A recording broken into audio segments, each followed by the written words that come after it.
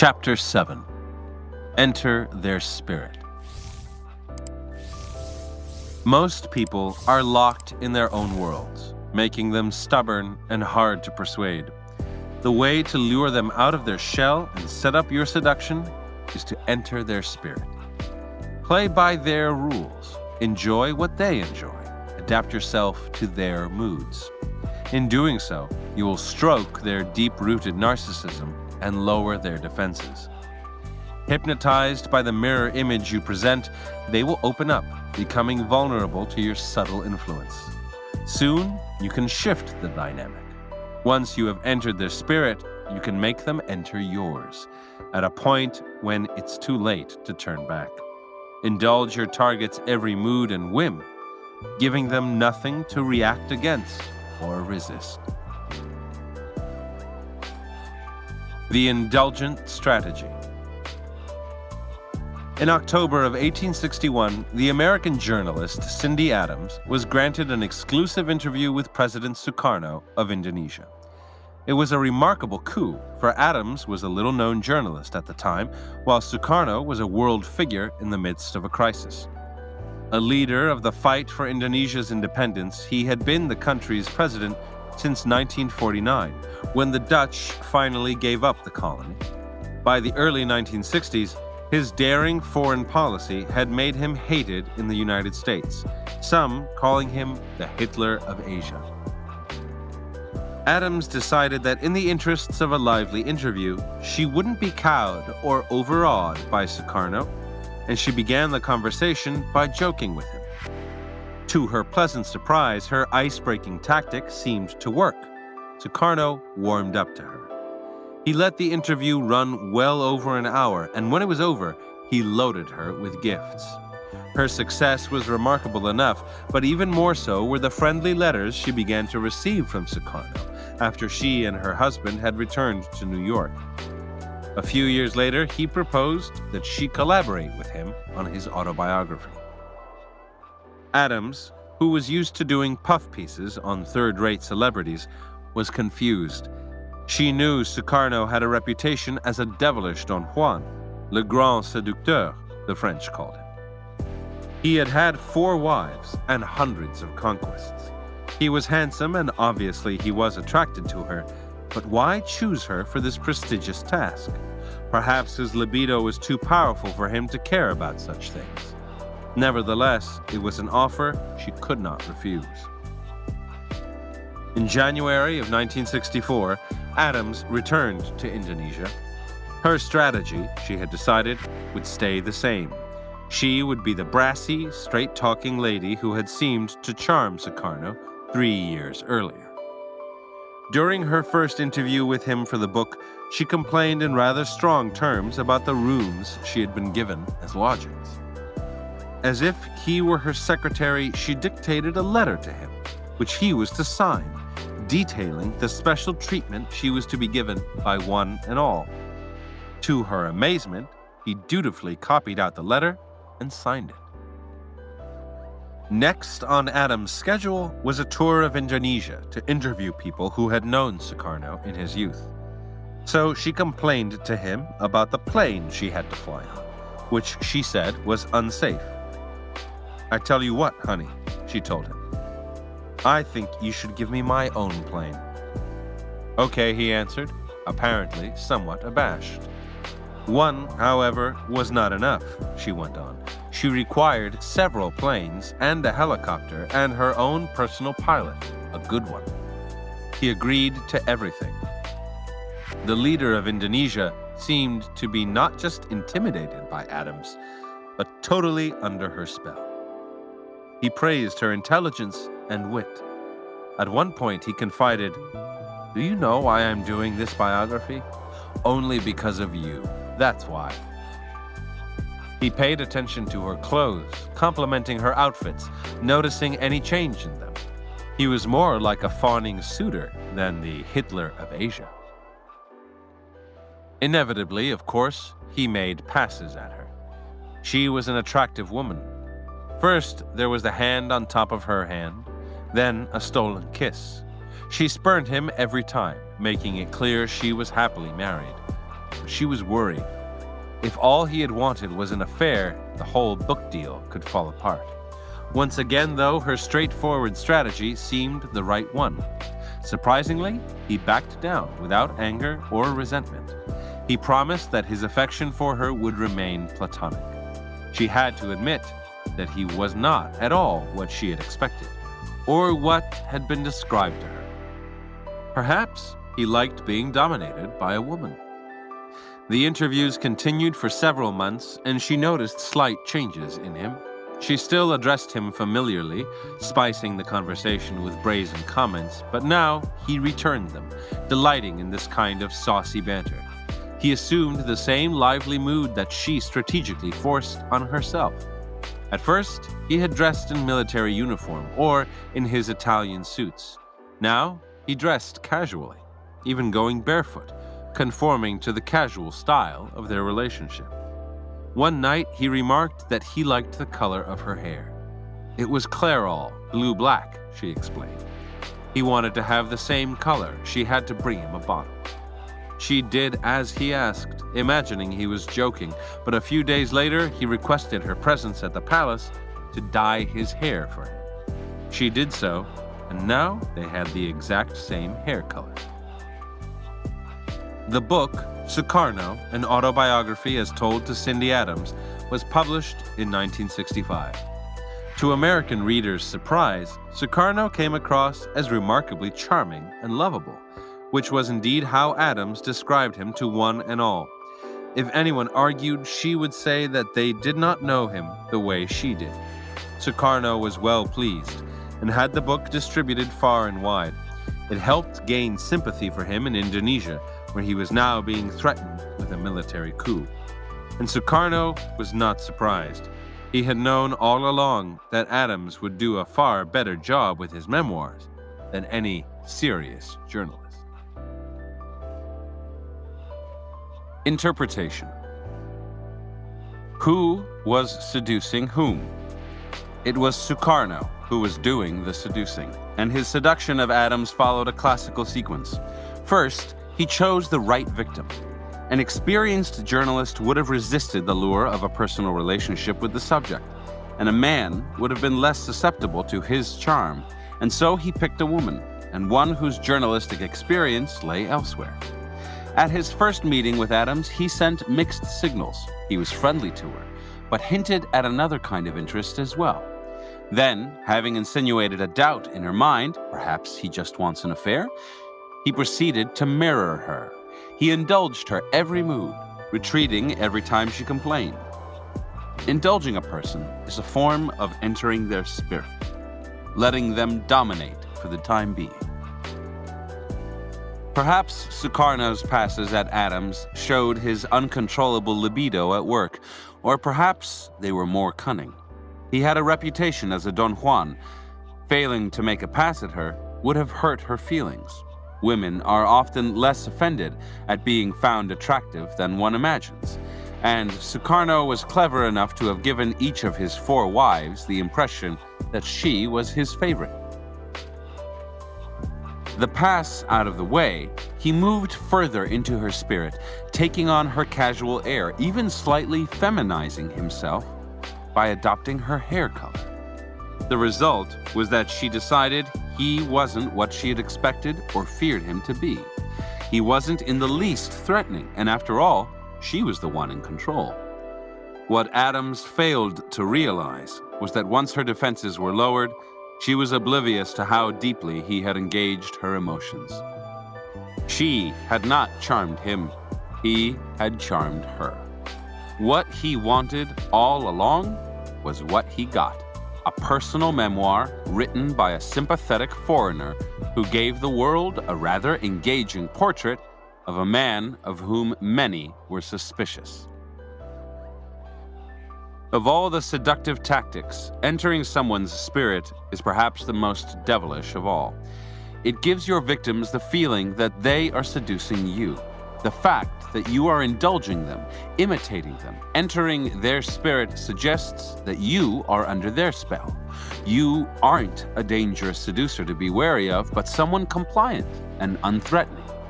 The attention you pay to them is intoxicating.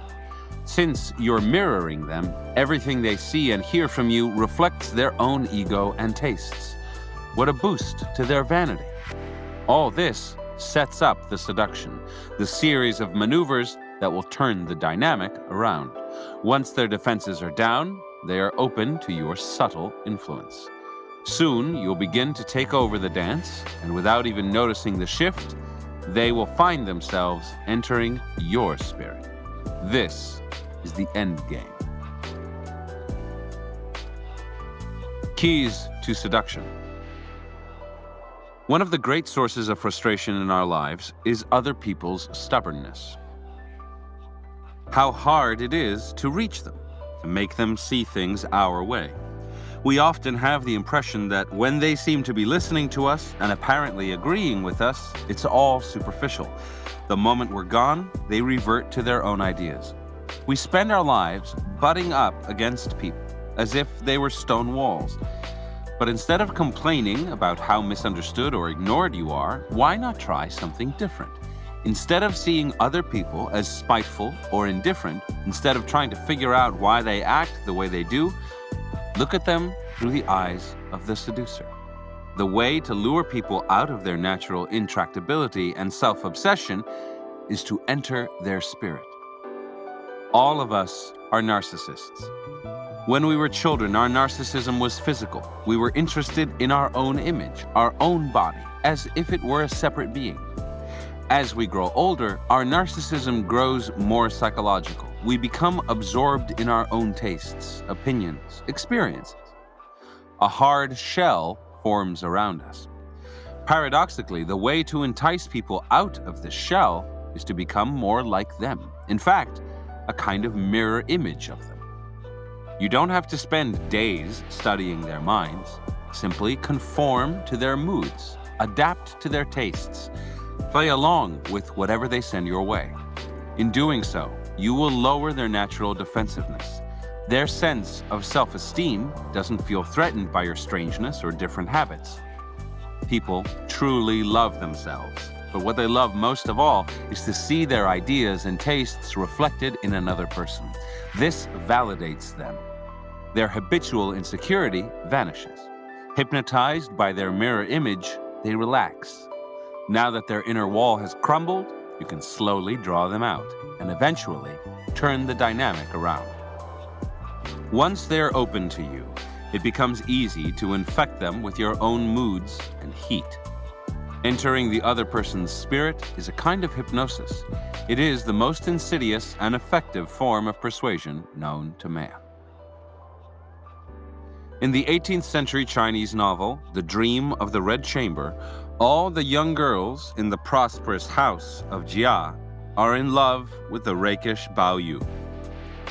He is certainly handsome, but what makes him irresistible is his uncanny ability to enter a young girl's spirit.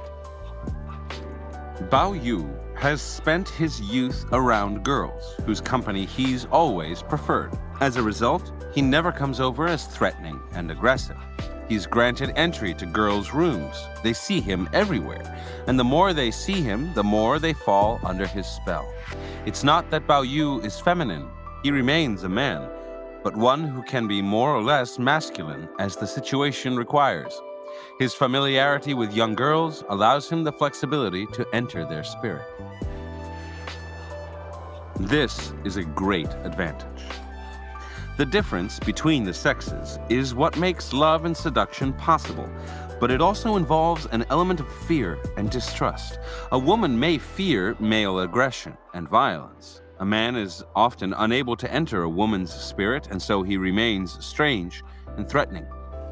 The greatest seducers in history, from Casanova to John F. Kennedy, grew up surrounded by women and had a touch of femininity themselves. The philosopher Søren Kierkegaard, in his novel The Seducer's Diary, recommends spending more time with the opposite sex, getting to know the enemy and its weaknesses, so that you can turn this knowledge to your advantage. Ninon de L'Enclos, one of the greatest seductresses who ever lived, had definite masculine qualities. She could impress a man with her intense philosophical keenness, and charm him by seeming to share his interest in politics and warfare. Many men first formed deep friendships with her, only to later fall madly in love. The masculine in a woman is as soothing to men as the feminine in a man is to women. To a man, a woman's strangeness can create frustration and even hostility. He may be lured into a sexual encounter, but a longer-lasting spell cannot be created without an accompanying mental seduction. The key is to enter his spirit.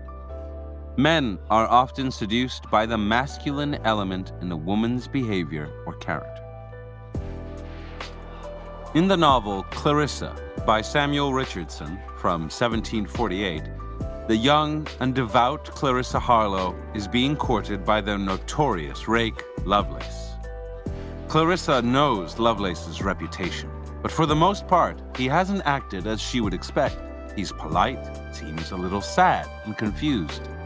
At one point, she finds out that he's done a most noble and charitable deed to a family in distress, giving the father money, helping the man's daughter get married, giving them wholesome advice.